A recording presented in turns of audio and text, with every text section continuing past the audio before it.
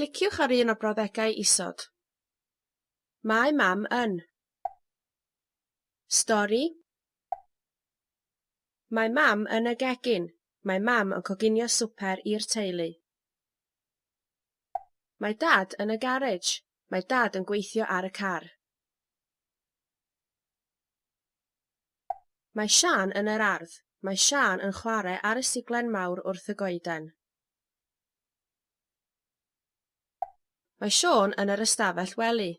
Mae Siôn yn darllen stori. Mae Gelert y ci yn y fasged. Mae Gelert yn cysgu yn y fasged gyda'i asgwrn. Mae pawb yn eistedd o amgylch y bwrdd. Mae pawb yn bwyta swper gyda'i gilydd. Y diwedd.